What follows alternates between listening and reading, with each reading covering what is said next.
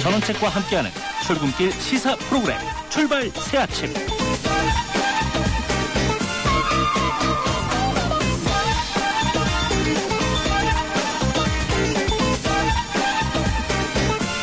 전원책의 출발 새아침 3부 순서 시작합니다.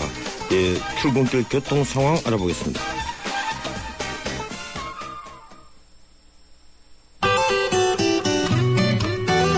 연일 하늘이 뿌였습니다. 외출 시 마스크 착용하시기 바라고요.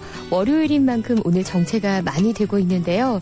북부간선도로 따라 묵동에서 하호국 램프 쪽으로 종암동 쪽으로 정체가 되고 있습니다. 구리나 남양주 나가는 길은 반면에 속도 회복을 하고 있는 상황이지만 묵동에서 신내나들목 구간으로는 꾸준하게 답답합니다. 성산로 연희나들목에서 연세대까지 길게 밀리고 있고요. 마포로 상황은 오늘은 좀 괜찮습니다. 마포대교 북단에서 공덕 오거리 쪽으로 비교적 큰 정체까지 이어지지 않고 있습니다. 도심에서는 청량리에서 신설동 교차로를 지나 동대문까지 꾸준히 답답하고요. 종로 진입에서는 이가에서 일가 쪽으로 비교적 짧은 구간에서만 속도가 내려가고 있습니다. 출발 새아침 교통정보였습니다.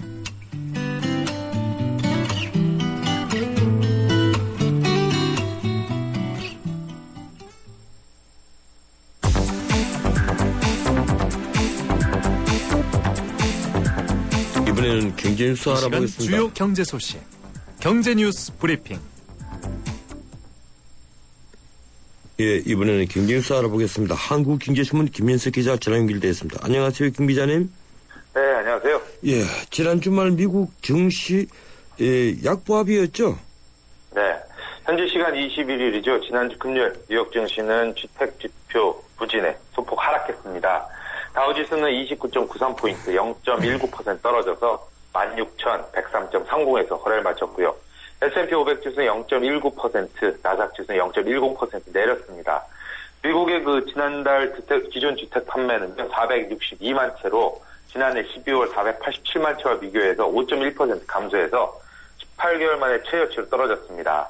다만 이는 한파와 폭설 그리고 모기지금리 상승 등에 따른 것으로 해석돼서 큰 충격은 없었습니다. 지난주 전반적으로 증시가 부진했다고 볼 수 있는데 이번 주는 내용이 어떻습니까? 네, 지난주 뉴욕 증시는 연방준비제도가 공개시장위원회 회의로 공개해서 혼조세를 보였습니다. 회의에서 일부 의원이 조기 금리 인상론을 주장하면서 경계감이 붉어진 덕분인데요. 한 주간 다우와 S&P 지수는 0.3%와 0.1% 각각 내렸고요. 나스닥 지수는 0.5% 상승했습니다.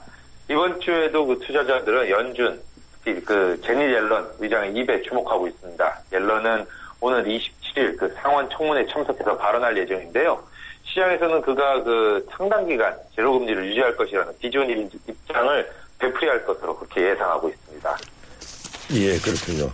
이 주말 동안 G20 재무장관 중앙은행 총재회의가 호주 시드니에서 열렸는데 거기서도 미국의 양적 완화 속도가 주요 어제였죠. 미국이 양적 완화를 추가 축소할 때 회원국 간의 조정 소통을 하기로 합의했다면서요. 네, 주요 20개국이죠. G20가 23일 호주 시드니에서 이틀간 회의를 마친 다음에 공동선언문을 채택했는데요. 여기에 세계경제에 영향을 미치는 영향을 유의해서 통화정책은 회원국 간 신중한 조정과 소통을 거친다는 내용을 집어넣었습니다. 또 국제통화기금이 오는 4월 워싱턴에서 열리는 다음 회의까지 미국의 양적 완화 축소 등에 따른 시나리오를 분석을 해서 회원국 간의 공조를 지원토록 한다는 내용도 담았습니다. 이는 그동안 미국이 작년 말부터 양적 완화 축소를 본격화하면서 세계 각국 경제에 그에 따른 부정적 영향이 나타나고 있기 때문입니다. 그동안 미국은 내 갈 길은 내가 가겠다 이런 입장이었지만 이번 회의로 그런 입장이 좀 수그러들지 주목됩니다. 다만 G20가 별다른 구속력이 없기 때문에 실제 공조의 수준은 시장 기대에 못 미칠 것이라는 분석이 나오고 있습니다. 국내 뉴스를 한번 보겠습니다. 이 신용카드를 발급받을 때 약속을 하는 혜택이 많은데 이걸 앞으로 5년 동안 유지되도록 그렇게 하겠다면서요? 네, 금융당국이 이번에 신용카드 정보 유출 사태를 계기로요. 국민 불신이 쌓여있는 신용카드사들의 운용 전반을 점검을 해서 바꾸기로 했습니다. 우선 올 하반기부터 카드사들이 카드를 발급할 때 한 장짜리 핵심 설명서를 줘야 합니다. 현재는 깨알 같은 글씨로 내용을 잘 알 수도 없는 수십 장에 달하는 약관에 딸린 신청서를 작성해야 합니다. 또 그 마일리지 등 부가 혜택을 5년간 변경하지 못하게 합니다. 그동안 카드사들은 카드를 출시할 때 포인트나 마일리지 또 할인 등의 각종 부가 혜택을 많이 퍼줬다가 의무 유지 기간인 1년이 지나면 대폭 축소하는 사례가 비일비재했습니다. 카드 포인트도 고객이 쓰기 쉽도록 바꾸는데요. 소멸시효를 5년으로 통일을 하고 또 1포인트는 1원이라는 원칙을 엄격히 적용하기로 했습니다. 현대카드의 경우에 1포인트는 0.6원이라는 방식을 쓰고 있는데요. 금융당국은 올 하반기부터 이 같은 편법을 강력히 제재하기로 했습니다. 예, 사실 이 카드 포인트 있는 줄은 알지만 또 쓰는 분들은 극히 얼마 되지 않은 것 같아요. 이 카드 정보 유출 후 폭풍이 은행 판도까지 흔들고 있죠? 예, 농협, 국민은행, 국민카드, 롯데카드 등 그 카드 3사가 3개월 영업정지를 당해서 그 타격을 받고 있는데요. 이들의 모회사격인 그 농협은행과 국민은행도 덩달아 악영향을 받고 있다고 합니다. 농협은행은 지난 1월 한 달 동안 개인 고객 수가 약 19만 명이 감소했고요. 국민은행은 제자리 걸음을 했습니다. 이간의 그 우리은행이나 신한은행, 하나은행 등 경쟁은행의 고객 수가 각각 6만에서 7만 명 안팎 늘어난 것과는 대조적입니다. 카드를 해지하면서 이에 연결된 은행 계좌도 아예 없애버린 거 아니냐 이런 분석이 나옵니다. 또 국민은행은 2월 들어서 개인 요구불 예금이 지난해 12월 대비해서 약 8천억 원이나 줄었습니다. 이번 사태 때 그 개인 종목 공유로 그 국민카드를 쓰지도 않는 국민은행 고객 상당수의 정보가 함께 유출됐었는데요. 이를 고객들이 은행에 등을 돌린 것으로 그렇게 관측되고 있습니다. 예, 이 평소에 고객들을 잘 모시지 않으면 은행 또 망한다는 걸 한 번씩 보여줘야만 되지 않는 이런 생각을 합니다.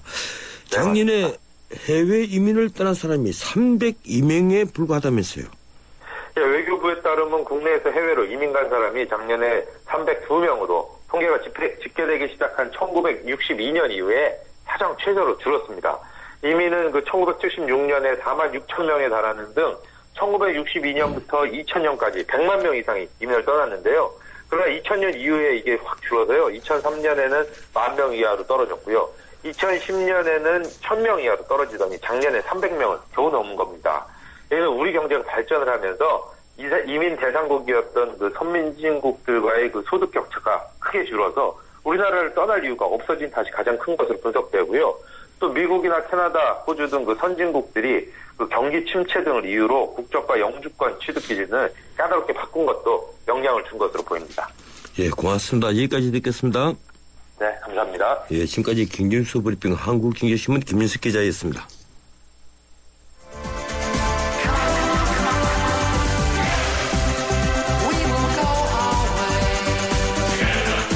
안녕하세요. 꼴꼴꼴이에요. 신문선입니다.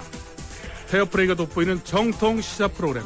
여러분은 저와 함께 YTN 라디오 전원책의 출발 새 아침을 듣고 계십니다.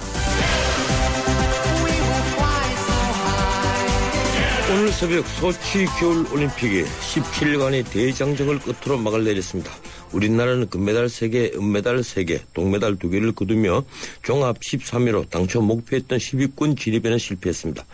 겨울올림픽 사상 최다인 88개국에서 출전한 2,800여 명이 기량을 기른 이번 소치올림픽은 주최국 러시아가 우리 돈 54조 원 정도의 막대한 돈을 쏟아부었습니다. 러시아는 성공적인 대회를 치렀다고 자평하지만 부실 시설에 대한 논란에 이어서 끝내 피겨스케이팅 판정 논란을 일으키는 등 뒤끝이 개운치만은 않습니다. 소치 동계올림픽의 성과와 향후 과제에 대해서 전문가 의견 듣겠습니다. 최동호 스포츠 평론가 전화 연결되었습니다. 안녕하세요, 최 기자님. 예, 안녕하세요. 예, 제가 편하게 최 기자님이라고 제가 부르겠습니다. 괜찮으시겠습니까? 편하실 대로 하십시오. 예, 원래 직업이 기자 아니십니까? 예. 우리 선수단 목표 달성에 실패했습니다. 무엇보다 남자 스피드 스케이팅과 쇼트트랙의 차질이 컸습니다. 이 최 기자님께서는 어느 종목의 실패가 가장 아쉬웠습니까? 지금 잘 짚어주셨는데요. 남자 쇼트트랙 그리고 스피드 스케이팅에서 예상했던 메달을 따내지 못했죠. 예. 예, 그런데 이 스피드 스케이팅 같은 경우에는 우리 선수들이 못했다기보다는 이 네덜란드의 벽이 너무 높았습니다. 그런데 뒤집어서 얘기하게 되면은 이 빙상 연맹에서 이 네덜란드의 전력을 정확하게 파악하지 못했다라고도 볼 수가 있는 거거든요. 예. 예, 그리고 이 남자 쇼트트랙 같은 경우에는 재정비를 해야 될 것 같은데, 예, 물론 이 초반에 500m하고 5000m에서 이 선수들이 레이스 도중에 넘어지는 불운을 겪기도 했었었고, 이 안현수 선수 귀화 배경이 논란이 되면서 이 선수단 전체 분위기가 좀 가라앉은 면도 있거든요. 예. 하지만 이번에 분명히 그 대표 선수 선발 방식에도 문제가 있다는 얘기가 나왔고요. 그리고 이 대표 선수 관리에도 문제점이 노출이 됐기 때문에 이 어떤 식으로든지 간에 이 쇼트트랙 남자 같은 경우에는 이 선수 관리와 대표 선수 선발 방식 등의 이 개선점이 좀 개선이 돼야 되지 않을까라고 좀 생각합니다. 예. 이 대회 끝무렵에 피겨여자 싱글에서 우리의 그 호프라고 해야 됩니까? 이 김연아 선수 2연패가 좌절됐습니다. 사실상 메달을 도둑 맞았다는 것이 일반적인 시각 같은데 이 단적으로 카트리나 비트나 미셸 쾅 같은 피겨 전설들이 하나같이 김연아가 금메달을 따야 했다고 평가를 했습니다.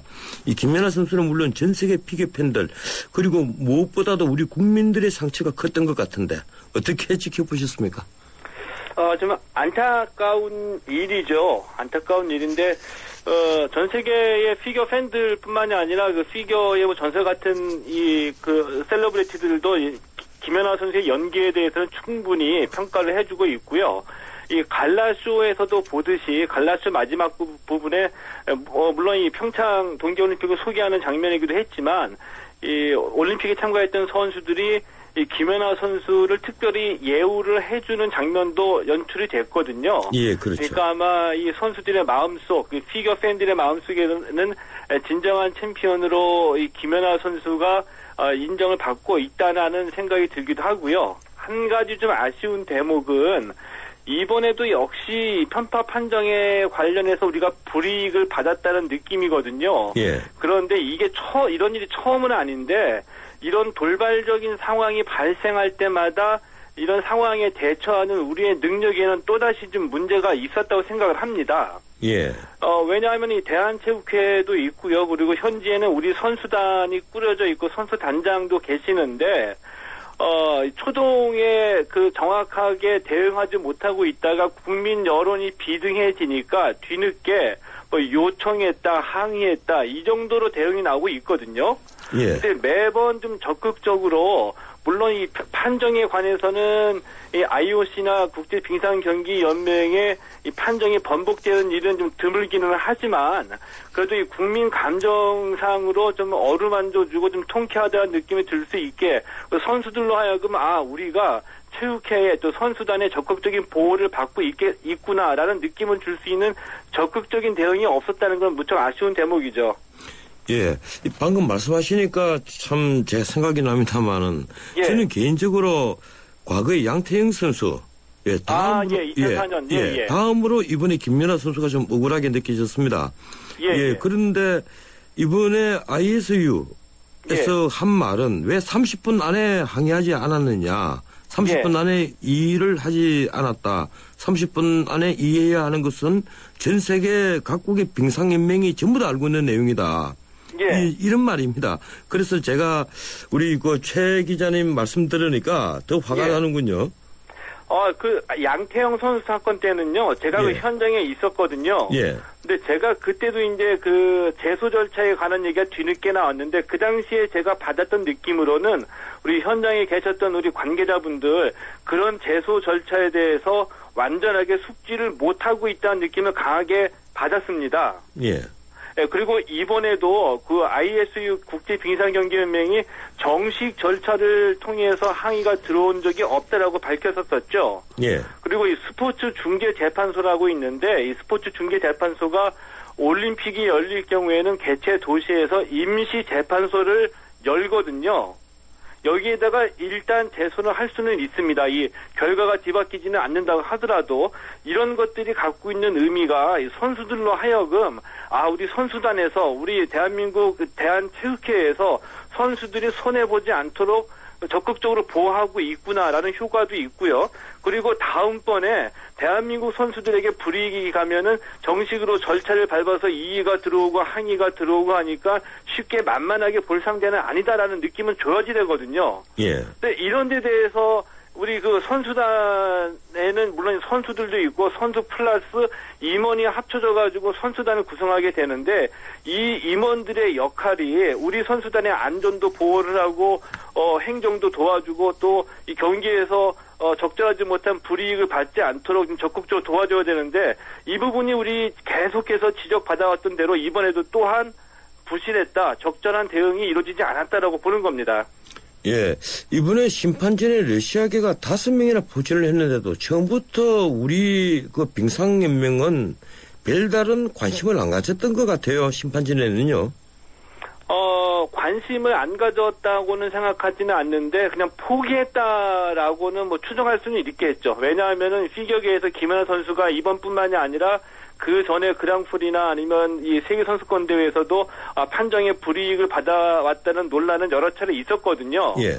때문에 그 관계자들로서는 이 벽이 높다, 뭐 유럽의 텃세가 높다, 개최국의 텃세가 높기 때문에 항의하거나 이래도 적절하게 효과를 보기 어렵다라고 생각했기 때문에 포기할 수도 있었었는데 제 생각으로는 이미 이제 결과론적인 얘기이긴 하지만 이 현지에 가 있던 관계자들 얘기를 들어보니까 현지 연습할 때서부터 또 쇼트 프로그램이 끝난 직후서부터 이번에는 돌아가는 분위기를 보니까 힘들겠다 이런 느낌을 받았다고 하거든요. 예. 때문에 저로서는 좀 더 적극적으로 대응한다고 한다면은 쇼트 프로그램에서 예상보다 훨씬 낮은 점수가 나왔을 때에 선수단에서 아마 뭐 예를 들면 뭐 기자회견이나 적절한 보도자료를 통해서 쇼트 프로그램에서 점수가 낮게 나왔는데 편파 판정에 의혹이 있다. 프리에서는 좀 더 정확한 그 판정이나 점수가 나오기를 기대해 보겠다는 어떤 이런 좀 적극적인 대응 자세가 있었다고 한다면은 러시아가 아무리 개최국의 이점을 누린다고 하더라도 이렇게까지 그냥 쉽게 점수를 그 소트니코바 선수에게 몰아주기는 힘들지 않았을까 생각이 들기도 합니다. 예. 이 김연아 선수가 이제 은퇴를 했는데 예. 뭐 다시 은퇴를 번복하고 돌아오라고 할 수는 없을 것 같고요. 예. 이 평창에서 김연아 선수의 뒤를 잇는 선수가 나올 수 있을까요? 그렇게 크게 솔직하게 말씀드리면은 예. 가능성이 있기는 있지만 그렇게 크지는 않다고 보거든요. 왜냐하면은 이번에 그 김혜진 선수, 박수현 선수가 김연아 선수랑 같이 참가를 했죠. 근데 이 김혜진, 박수현 선수의 원래 목표는 이 피겨 스케이팅 같은 경우에는 이 쇼트 프로그램에 30명이 출전을 해서 이 중에 상위 24위까지 프리스케이팅에 진출하거든요. 예. 그래서 이 두 선수의 목표는 이제 프리스케이팅에 진출하는 것이 목표였는데 목표보다는 더 좋은 성과를 거뒀습니다. 이제 16위하고 23위를 기록을 했는데 물론 이제 올림픽에 처음 출전해서 이 정도 성적을 거뒀다는 것도 잘하는 것이지만 그 나이 또래의 세계 탑 클래스에 있는 선수들이 그 나이 또래에서 거뒀던 성적에 비하면은 조금은 좀 성적이 미약한 것이 사실이죠. 4년 기간이 남았기 때문에 좀 더 열심히 노력하면 가능성은 있다고 보는데 김연아 선수처럼 뭐 세계적인 이 탑 클래스 선수로 성장하기에는 아직 지금까지의 그 거둔 성과를 보면은 좀 쉽지 않다는 것이 뭐 솔직한 얘기가 되겠죠. 예. 또 하나 이제 정점이 바로 안현수 선수인데 이제는 빅토르 안이라는 러시아 사람이 됐습니다. 그리고 상관왕이 됐는데 예, 이 쇼트트랙 파벌로 인한 귀하다 아니다 이런 논쟁이 아직도 있습니다. 어떤 의견이십니까? 안현수 선수가 인터뷰를 통해서 그 귀하의 원인이 파벌 때문은 아니다라고 얘기를 했습니다. 근데 정확하게 제가 받아들이기로는 예. 파벌이 귀하 원인의 전부는 아니다. 이렇게 좀 받아들여야 되지 않을까 생각은 하거든요. 예. 안현수 선수도 분명히 파벌은 있었다라고 증언을 했고요. 파벌 때문에 한국에서 선수 생활할 때에 힘든 시간을 보낸 것도 사실입니다. 이 부분도 인정을 했고요. 때문에 귀하의 원인이 파벌이다 아니다가 아니라 파벌도 귀하에 어느 정도 영향을 끼쳤으리라고 생각이 듭니다. 그리고 이 논란과 관련해서 제가 정말 안타깝게 생각하는 것은 안현수 선수의 귀하 논란이 의미가 있다고 하는 것은 안현수 선수가 파벌 때문에 갔다 안 갔다가 아니라 예. 파벌이 있었던 것은 사실이기 때문에 안현수 선수가 파벌 때문에 특혜를 받았다고 하더라도 그 특혜도 분명히 잘못이죠. 피해를 받았다라고 한다면 더 큰 잘못이고요. 이런 그 파벌로 인해서 특혜나 피해를 파벌로 인한 특혜나 피해가 발생할 수 있었던 빙상연맹의 행정이나 구조적인 문제를 우리가 짚어봐야 되거든요. 예. 그래서 차후에는 이런 일이 발생하지 않도록 빙상연맹이 잘못된 점을 고치자는 쪽으로 이 논란이 이어지고 결론이 맺어져야 되는데 단순히 무슨 이 작용과 반작용처럼 안현수 선수가 파벌로 기화했다, 파벌이 아니다 이런 걸로 감정몰이를 하게 되면은 그 무의미해지는 의미가 되지 않을까 뭐 그런 면에서는 좀 안타까운 생각이 듭니다. 예, 이번에 남자 빙속 팀 추월 경기에서 예상외로 은메달을 획득을 했는데 이 평창에서 이처럼 우리가 예상외로 성적을 거둘 수 있는 종목으로 어느 종목을 예상하십니까? 이번에 좀 안타까운 경기가 있었습니다. 이 모글 스키라는 종목이었었거든요. 최재우 선수가 지금 20살인데 한국 스키 사상 처음으로 가장 좋은 성적을 거뒀습니다. 12위를 기록했거든요. 결선에 올라가가지고.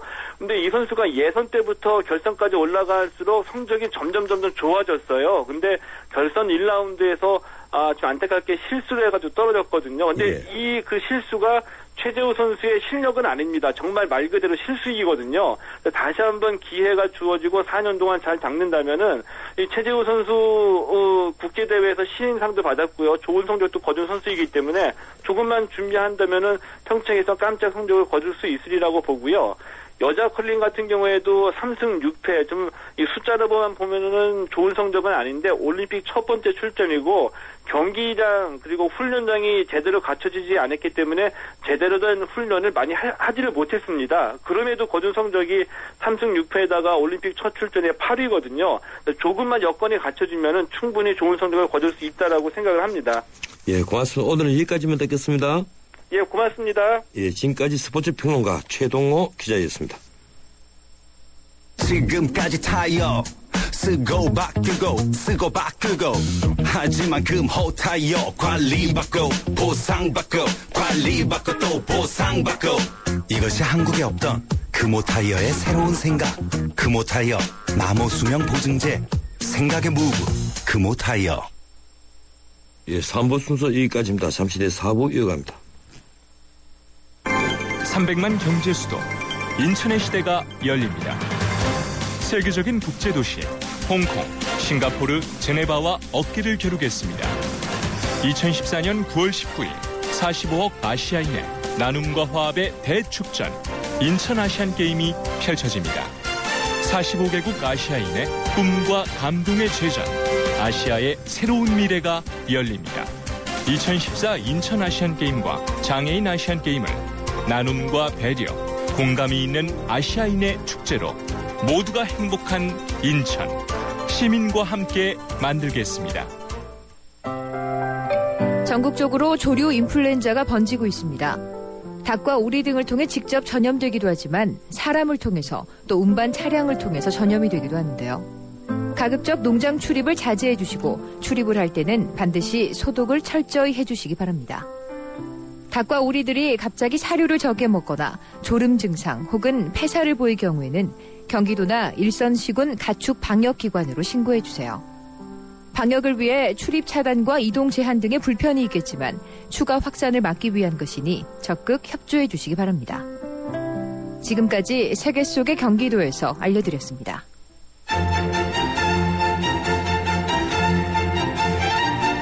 출근길 정통 시사 라디오 프로그램 YTN 라디오 전원책의 출발 새 아침.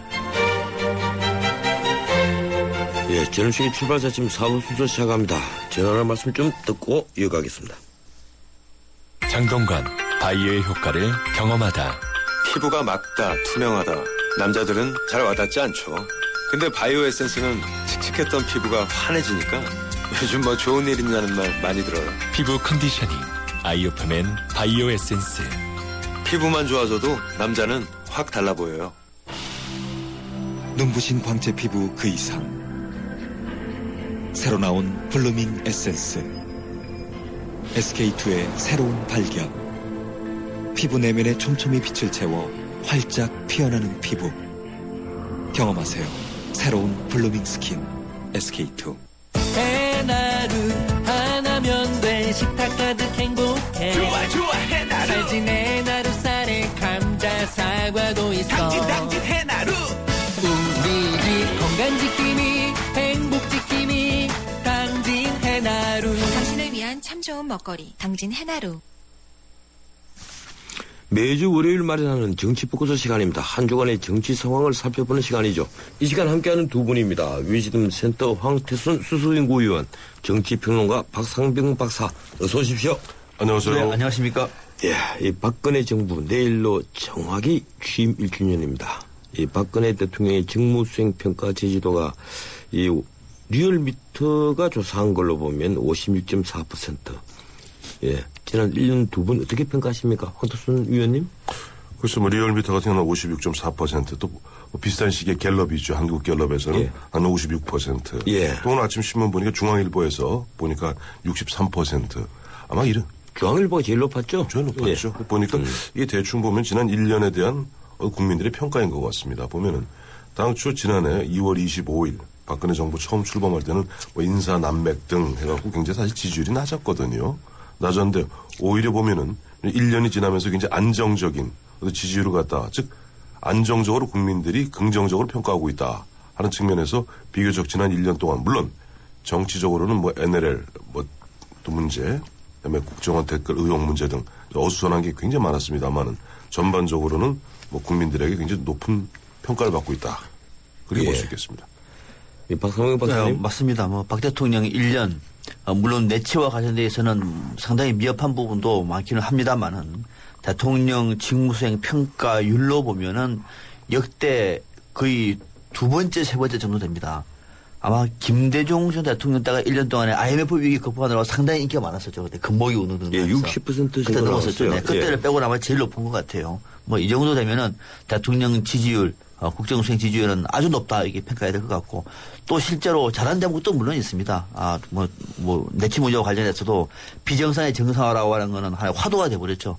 특히 전두환 전 대통령에 대한 어떤 그동안의 그 과징금 받아내는 대목도 상당히 국민의 지지를 받아왔고, 또 북한의 대남 공세 위협 속에서도 여성 대통령으로서 상당히 국민들의 어떤 그 불안감을 불식시켜준 측면도 높게 평가할 대목이 있습니다. 또 더더욱 요즘에 공공기관 정상화 상당히 대통령의 의지가 강한 것도 보기 좋습니다. 뭐 그런 면에서 56.4%가 높게 나왔는데, 상대적으로 또 이렇게 나온 거는 야당에 대한 무능감을 그대로 드러나고 있는 대목입니다.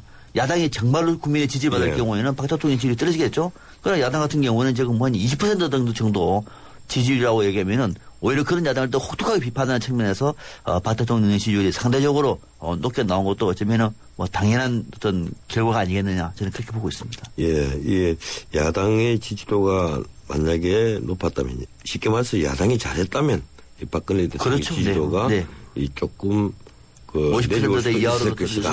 네. 예, 그 말은 사실인 것 같아요. 왜 그런가 하면 모든 지지도는 상대적이니까 상대적입니다. 네. 한쪽이 잘하면 한쪽이 이제 못하는 것으로 비칠 수가 있겠죠. 어떻든 지금 박근혜 정부 여러 분석을 보면 잘한 건 외교, 그리고 안보, 잘못한 건 인사, 소통, 미진한 건 경제, 이렇게 나온 것 같아요. 거의 뭐 대동소이합니다. 그래서인지 이제 내일 경제혁신 3개년 계획에 대해서 구체적인 계획을 내놓을 것 같은데, 다음 1년 어떻게 전망하십니까? 황태순 위원님? 글쎄요, 이제 말 그대로 경제혁신 3개년 개혁. 그 혁신에 보면은 사실 방점이 찍혀 있는 거 아닙니까? 예. 앞서 우리 박상민 박사님 말씀하신 대로 지난해 한 해 동안 국민들에게 호응을 얻었던 캐치프레이즈 중에 하나가 비정상의 정상화고, 비정상의 정상화 중에 하나 대표적으로 이른바 경제혁신 3개년 계획의 화두로 꺼내고 있는 것이 공공부문 개혁입니다. 예, 그겁니다. 이게 공공부문 개혁을 갖다가 이제 돌파하는 데 있어서, 이루어 나가는 데 있어서 사실은 그 어느 것보다도 가장 어려운 게 공공개혁이에요. 왜냐하면 공공개혁은 우리 사회에서 가장 큰 권력을 갖고 있는 관료 집단과 연결되어 있는 부분이거든요. 예, 그런 부분에 있어서 과연 이것을 갖다가 관철해낼 수 있는가, 이른바 돌파해낼 수 있는가 하는 그 과제는 이번 6.4 지방선거와 7.30 재보선을 통해서 뭐 지금 보면 마침 지금 야권에서는 이번 6.4 지방선거를 갖다 정권 견제론 내걸고 있지 않습니까? 이런 가운데 대통령의 어떤 추진력을 얻어낼 수 있느냐, 아니면 그렇지 않느냐, 이것에 따라서 만약에 추동력을 얻어낼 수 있다면은 1년 동안 공공부문 개혁에 상당한 성과를 거둬낼 수 있다, 그렇게 보고 있습니다. 박상현 박사님? 네, 저도 올해는 가장 큰 변수가 6.4 지방선거가 될 것 같아요. 6.4 지방선거에서 여권이 완패할 경우에는 뭐 박 대통령 1년은 아주 어렵다고 봐야 되겠죠. 상당히 어려울 겁니다. 당장 새누리당 내부부도 혼란스럽고, 새 지도부가 어떻게 될지 모르겠습니다만은 새 지도부에 따라서 당청 관계가 어려울 경우에는 박 대통령이 국정 쇄신의 동력을 찾기 어렵겠죠. 그러나 뭐 지금 분위기로 보면은 새누리당이 완패할 가능성 거의 높아 보이지는 않습니다. 아무튼 그런 측면에서 올 1년은 지방선거가 큰 변수는 되겠습니다만은 전체적으로 보면은 공공부문 개혁의 속도를 가할 것이다. 이거는 분명히 국민들로부터 박수를 받을 수 있는 대목이고 경제 혁신 3개년 계획도 올해가 1년 차입니다. 그러면은 아주 정부 차원에서 강하게 경제 혁신의 드라이브를 걸 경우에는 이것도 국민들보다 박수를 받을 대목이고 또 남북 관계도 올해는 의외의 성과가 나올 가능성도 상당히 높아 보여요. 등등 말하면은 지방선거 변수가 크게 문제가 되지 않는다고 얘기하면은 지난해 못했던 박근혜 정부의 계획 동력을 올해는 충분히 확보를 해서 뭔가 좀 성과를 내지 않겠느냐. 저는 약간 지난해보다는 낙관적으로 보고 있습니다. 예. 어쨌든 이 박근혜 대통령은 내일 아마 그걸 얘기할 것 같아요. 공공부문 개혁은 이 역시 공기업 개혁의 방침이 지킬 것 같고 또 경제 활성화 이걸 작년 시정연설부터 계속 강조하지 않았습니까? 그렇죠. 예. 그리고 또 이번에 그런 얘기를 했어요. 규제 실패라고 쓰고 일자리 창출하고 이런다. 예, 그만큼 이제 규제 실패를 통한 경제 활성화를 통해서 일자리를 창출하겠다. 그렇죠. 청년 실업을 줄이겠다. 여기에 이제 방침을 찍고 있는데 일단 일자리가 생겨야만 소비도 진작이 되거든요. 일자리 창출 없이 소비 진작을 하려 해도 되지는 않을 그렇죠. 테니까 이 박 대통령의 고심이 거기에 있지 싶습니다. 그 두 분이 오늘 말씀하시는 게 바로 지방선거에서 패배를 하면 추진 동력을 잃을 수 있다. 그렇죠. 바로 그게 핵심인데 자 지방선거 100일 앞으로 다가왔습니다. 오늘 딱 100일이죠? 예, 오늘까지 포함해서 100일이에요. 예, D-100일. 예, 이 새누리당은 지방정부 심판론, 민주당은 정권 견제론, 새정치연합, 그는 안철수 신당입니다. 낡은 정치 타파론. 어느 전략이 표심을 움직일까요? 황 의원님? 셋 다 보면 이른바 아전인수적 이렇게 예. 뭐랄까 캐치프레이즈를 내건 거죠. 지방정권 심판론 이건 뭐냐니까 새누리당 입장에서는 아마 수도권 특히 보면 서울과 인천을 겨냥해서 지방선거 지방정부 심판론을 갖다 내걸고 있고 당초 민주당 입장에서는 그러니까 정권의 중간 평가론 얘기했었어요. 예, 그랬죠. 그래서 중간 평가론 얘기하다가 이게 먹히지 않으니까 이제 이른바 견제론. 견제해야 된다. 즉 지방정부에 힘을 실어주어서 견제해야 된다. 이야기하고 또 보면 새정치 이른바 그 안철수 의원의 가칭 새정치연합에서는 낡은 정치 타파론 세 가지 얘기하는데 셋 다 틀렸습니다. 왜냐니까 우리가 늘 얘기하는 거 있죠. 지방선거, 지방자치는 지방자치일 뿐이지 이걸 중앙정치랑 연결시키려 하면은 국민들 특히 지역 유권자들 입장에서는 좀 떨떠름하게 생각하는 경향이 있습니다. 그리고 어쨌든 앞서도 우리 박 박사님 말씀하셨습니다마는 지금 박근혜 대통령이 좀 내거는 비정상의 정상화, 이른바 공공부문 개혁 이런 부분들이 지금 안철수 의원이 얘기하는 낡은 정치 타파론보다 좀 한 단계 위인 낡은 체제 타파론입니다. 예. 낡은 체제. 즉 보면 우리가 공공부문 예전에 기억하시겠습니다만 2007년 당시 박근혜 후보 당시 이제 한나라당 경선 후보죠. 그 줄푸세 얘기하지 않았습니까? 그 줄푸세에 보면 그 핵심이 뭐냐니까 이 규제 개혁 등 이른바 과거 공공부문이 장악하고 있는 부분을 깨야 된다는 얘기거든요. 예. 그런 부분에서 오히려 그런 어떤 분위기로 간다면은 앞서 이 세 당이 내걸고 있는 이런 뭐랄까 정치와 연계된 그런 어떤 캐치프레이즈는 효력을 잃을 가능성이 좀 있다. 좀 그렇게 보고 있습니다. 네. 일단 지방정부 심판론, 정권 견제론, 낡은 정치 타파론 이거는 이제 선거 정치의 프레임을 이렇게 이제 짜려는 전략이죠. 예. 어떤 것이 통할지는 결과를 보고 말씀드리는 것이 순리입니다. 아직 어떤 것이 맞는지는 모르겠습니다만은 아무튼 중간평가일 수밖에 없는 거죠. 그거는 뭐 원하든 원하지 않아든 박근혜 정부에 대한 중간평가였고 그거는 잘하면 새누리당이면 중간평가 볼 때 지금 방금 저희들이 박근혜 대통령에 대한 지지율 55% 역대 두 번째다라고 말하면은 중간평가 때 새누리당 후보 찍어주겠죠. 잘하니까. 그에 비해서 야당 같은 경우는 지지율이 20%다. 못하니까 야당 안 찍어주겠죠. 중간평가는 맞는데 최종적으로 역사 지방선거에서 어떻게 결과가 나올지는 아직은 지금 뭐 이 100일 정도 이상 남아있기 때문에 잘 모릅니다. 좀 지켜볼 대목이 있는데 다만 저는 이렇게 봅니다. 어떤 프레임이 유리하느냐의 문제는 선거 때 결정이 되겠습니다만 지금 상황에서 보면은 특히 정권 견제론이라고 얘기하는 것 자체가 지난 선거 역대 지방선거보다는 안 먹히고 있어요. 왜 안 먹히느냐. 그걸 주장하는 사람이 더 못하기 때문에 그런 겁니다. 예. 그래서 문제가 되는 재밌는 얘기군요. 낡은 정치 타파라도 지금 잘 안 먹히고 있습니다. 왜냐하면 낡은 정치를 누가 타파할지 잘 모르고 있어요. 그 앞에 장성들이 사단장들이 쭉 나와가지고 깃발을 들여야 될 누가 나올지를 모르기 때문에 아직은 안 통하는 겁니다. 앞으로는 달라지겠죠. 지금 상황에서 보면은 전반적으로 육사 지방선거 관련돼서만큼은 그래도 새누리당은 그렇게 불안해하는 분위기는 아닌 것 같다라고 하는 것이 제 소견입니다.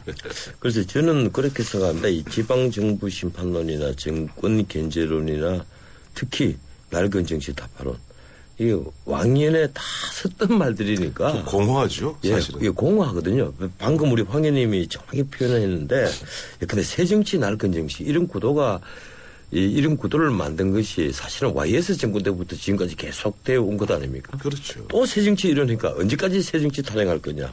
또 예컨대 똑같은 얘기입니다. 정권 견제론 뻔한 얘기란 말이에요. 늘 해왔던 얘기죠. 예. 그러니까 뭔가 나는 상상력이 부족한 것 아니냐. 우리 정치권.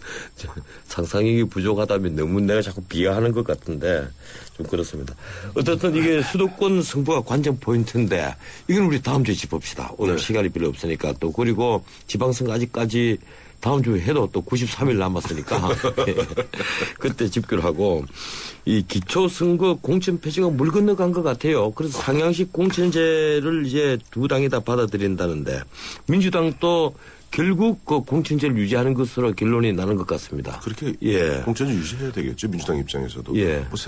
어떤 법이 바뀌지 않는 한은 기존의 어떤 공직선거법에 따라서 보면 어떤 선거를 치를 수밖에 없고 예를 들어서 지난해 전당원 투표제를 통해서 우리 공천하지 않겠다. 그 약속 지키겠다. 그래서 공천 안 하게 되면요. 지금 현재 기초 많은 예를 들어 서울 같은 경우는 25개 구청장 중에 21명이 민주당 소속 아닙니까? 다 탈당을 해야 돼요.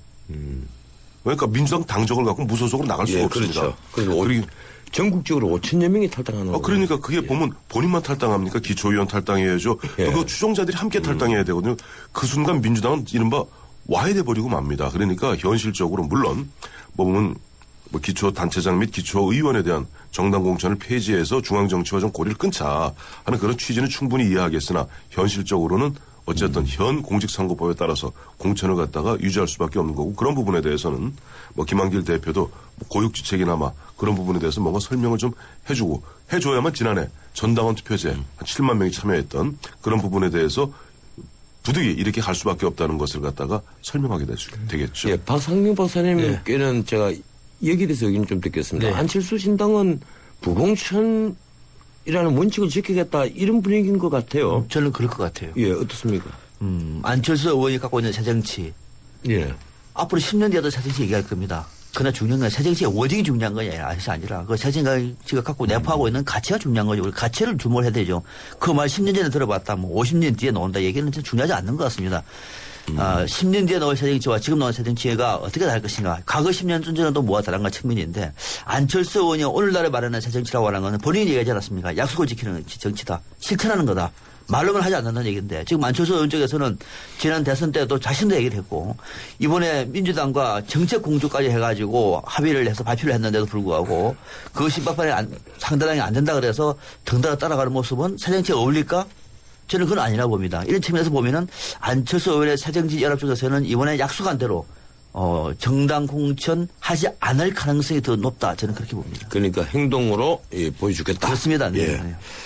그래야만 이제 새 정치가 또 그런 거죠. 필요할 수 있겠죠. 네. 예. 이제 시간이 얼마 없으니까 이 점을 좀 짚어봅시다. 새누리당 전당대회 일정이 7월 14일로 잡혔어요. 끝내 이 변칙으로 가겠다는 겁니다. 5월 15일까지가 황우여 대표 임기니까 사실은 그 전에 전당대회를 해야 되는데 이 지방선거를 핑계로 2달 이상 늦춘다는 거죠. 전당대회를. 그런데 사실은 이 원내대표 경선은 먼저 하거든요. 그렇죠. 그래서 지방선거는 이제 그 선대위 체제로 가고 그 이후는 비대위 체제로 가고 이 참 우리 정당들 비대위 너무 자주 만듭니다. 민주당도 지난번에 한번 만들었죠. 새누리당은 2년 안에 벌써 2번째인데. 예. 먼저 황 의원님 어떻게 보십니까? 이 원내대표 경선과 줄긋기 하는 건요. 이건 어쩔 수 없는 측면이 있어요. 사실은 보면 새누리당 내 보면은 5월 15일 앞서 말씀하셨던 황우여 대표 임기가 5월 15일이고 그다음에 지금 원내대표는 또 보면 후반기 원내대표 원 구성하고 또 1년짜리 원내대표 뽑는데 이제 5월 달에 뽑아야 되겠죠. 근데 사실 6월 4일 지방선거 있으면 5월 중순이면은 5월 15일부터 후보 등록을 하게 돼 있습니다. 예, 그렇죠. 그러면은 그 공천 등등등등 하면 4월부터는 이미 선거 분위기, 그것도 치열하게 들어가는 분위기에서 이른바 거기서 당 대표 뽑겠다고 지도부 뽑겠다고 전국 순회하면서 안 맞죠. 그러니까 어쨌든 뭐 편법은 편법입니다만은 당초 보면 주류 측에서는 730 재보선까지 끝나고 8월 달에 하자 얘기했는데 그나마도 절충돼서 뭐 7월 14일로 하게 된 것은 부족하나마 어쩔 수 없는 측면이 있다 하는 얘기고 7월 14일 날 전당대회를 하기 때문에 재밌는 현상이 하나 있을 겁니다. 뭐냐니까 6.4 지방선거. 이번에 새누리당 그 지도부 당원 당규에 따라서 거기는 1등한 분이 대표하고 2등부터 3등, 4등, 5등까지가 최고위원하거든요. 예. 각자 보면 연부 역강한 분들이 나가는데 지방선거에서 자기 지역에서 얼만큼 성적을 거두느냐가 이번 7월 7.14 전당대회 성적과 직결될 수도 있다 하는 측면에서 상당히 관전 포인트이기도 하죠. 아, 그렇군요. 네. 예, 박성현 박사님. 네. 왜 4월 조기 전당대회가 아니라 7월 14일 날 전당대회를 여느냐라고 하는 것은 지금의 주류 세력, 당권을 진 사람들이 다음 선거에서 공천권을 쥐겠다라고 하는 정치적인 함의를 내포하고 있는 겁니다. 예. 왜냐면은 4월 달에 대표를 뽑으면은 임기가 2년이니까 다음 총선 때 총선을 앞두고 대표를 바꿔야 되지 않습니까? 그때. 예, 그렇죠. 예, 그럼 그때 되면은 박근혜 정부 임기 말이고 주요인 친박계가 그 당시에는 하향 국면에 있기 때문에 불리하죠. 그때까지 공천권을 쥐기 위해서 어떻게 좋을까? 2년을 묶는 선거를 아예 7월 달에 하면은 다음 총선 때도 제 지도부가 유지가 되니까 그때까지 가겠다는 거 이거 핵심입니다. 그러나 이건 뭐 당내 문제이기 때문에 옳고 그름의 문제가 아니라 여전히 뭐 친박계가 당을 주도하고 있는 분위기 속에서 이거는 예상됐던 대목이다. 그렇게 봅니다. 예. 자, 다음 주에는 우리 수도권 승부를 또 살펴보고, 예, 안철수 의원 새정치 연합도 한번 살펴보도록 하죠. 예, 끝으로 이번 주의 베스트 워스트 뽑는 시간입니다. 황 의원님, 이번 주 베스트 누굴 뽑으셨습니까? 당연히 김연아 선수죠. 우리 정치 포커스 좀 우리가 정치 포커스 시간에 정치 포커스 너무 의외로 자꾸 나가는 것 같습니다. 아니 예. 김연아 선수를 이번에 김연아 선수 보면 네. 김연아 선수는 의연했잖아요. 은메달 따고도 어떻게 보면 금메달보다 훨씬 거둔 훌륭한 그런 어떤 자세를 보여줬는데 정치권이 보면 거기에 좀 편승하려는 뭐 그런 모습 보이는데 오히려 김연아 선수가 더 돋보인다 하는 측면에서 김연아 선수를 꼽은 거죠. 예. 박성현 박사님. 저는 이번에 윤병세 외교장을 뽑았습니다. 이유는요? 예, 왜냐하면 아주 예민한 중국 대사관 쪽에서 위조된 문건이라고 얘기를 했음에도 불구하고 국회에 나와서 고지 그대로 외교부의 입장을 그대로 밝혔습니다. 지금 이 문제와 관련 서로가 다 폭탄 돌리기 회의를 하고 있는 상황 속에서 윤명세 외교장관이 대한민국을 대표해서 중국 외교부에 정확한 얘기를 전달하는 것 이런 것들이 바로 정권의 눈치를 보지 않고 국민을 보고 하는 정치다라는 측면에서 윤병세 외교부 장관을 베스트로 꼽았습니다. 예. 우리 전 변호사님은요? 저는 처음으로 안철수 의원을 생각을 했습니다. 왜요? 예, 왜 그런가? 나는 사실은 이 기초선거 공천 폐지는 위헌이라고 생각을 하는 사람인데 어떻든 본인이 새정치의 원칙을 지키겠다 하면서 무공천으로 가겠다 하는 결심을 보여준 것. 난 그것은 제대로 된 정치인의 행동이라고 봤어요. 그래서 이번에 처음으로 안철수 의원을 베스트로 꼽았습니다. 자, 이주리 워스터? 저는 문대성 의원을 예. 비롯한 그 사태, 복당 사태를 예. 꼽았습니다. 예, 이유는 말씀 안 하시도록 하겠습니다. 문대성 의원이 아니라 문대성 의원 복당 사태입니다. 새누리당. 네. 사건 자체를 워스터로 꼽았군요. 예, 복당 사태. 그렇죠. 박성현 박사님? 저는 이상권 신임 사장입니다. 전기안전공사 사장.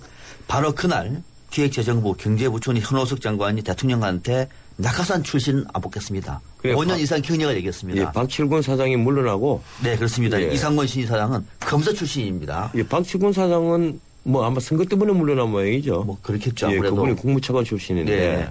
그리고 이번에 이상권 전 의원입니다. 전 의원이 이번에 들어가는 겁니까? 한국전기안전공사 사장.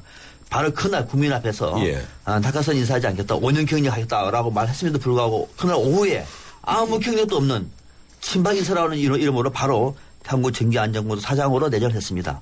예. 이것이 박근혜 정부의 원칙인지 묻고 싶은 측면에서 이거는 워스트다.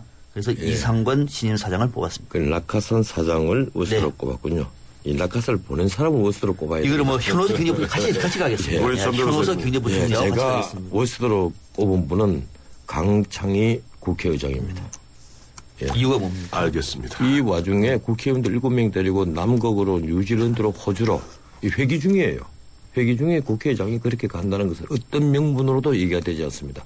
거기다가 더 하나 보태자면 소치로 관람관, 국회 문화체육관광위원회 국회의원 7분 또 함께 포함을 시키겠습니다. 중국 간 거는 괜찮습니까? 중국 간 건 그건 작년에 이미 합의를 했던 국가 간의 합의사항이기 때문에 뭐 어찌할 수 없다 하더라도 소치는 관광입니다.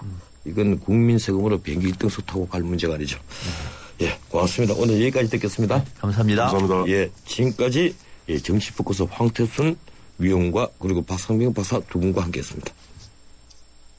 2013년 쉐보레가 국내와 글로벌에서 자체 판매 신기록을 달성했다는 놀라운 소식. 그리고 놀라운 혜택. 최대 3년 3.9% 할부 및 추가 할인. 말리부 캡티바 1.9% 할부에 최대 80만 원 특별 할인까지. 2014년에도 놀라움은 계속됩니다. 일부 차종 제외 2월 28일까지. Chevrolet, find new roads. 네, 피자헛입니다. 저기요, 고기 피자랑 새우 피자랑 뭐가 더 맛있어요? 둘 다 맛있습니다, 고객님. 그래도 뭐가 더 잘 나가요? 솔직하게. 둘 다 잘 나갑니다. 왜냐하면 더블 박스. 박스는 하나, 피자는 2가지. 25,000원. 15885588 피자헛. 더블 박스 주세요. 장동건, 바이오의 효과를 경험하다. 피부가 맑다, 투명하다. 남자들은 잘 와닿지 않죠. 근데 바이오 에센스는 칙칙했던 피부가 환해지니까 요즘 뭐 좋은 일 있냐는 말 많이 들어요. 피부 컨디셔닝, 아이오프맨 바이오 에센스.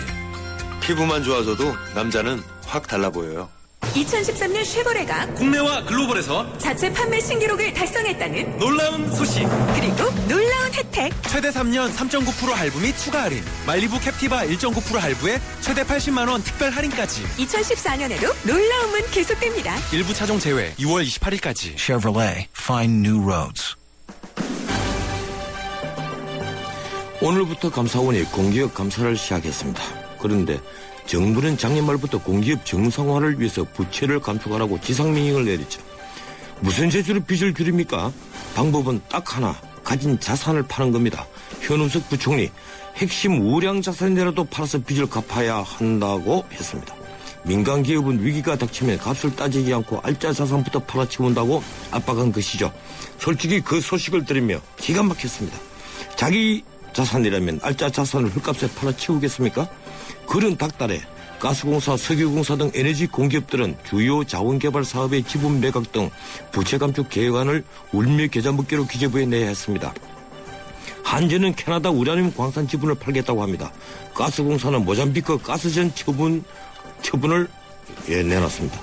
그동안 공들이 사들인 광산이나 가스전 지분을 헐값에 내놓은 걸 보면 장관이 무서운 겁니까? 목이 달아나는 게 겁나는 겁니까? 국가 자산을 헐값에 팔아치우면 이건 명백한 업무상 배임죄가 되는 겁니다.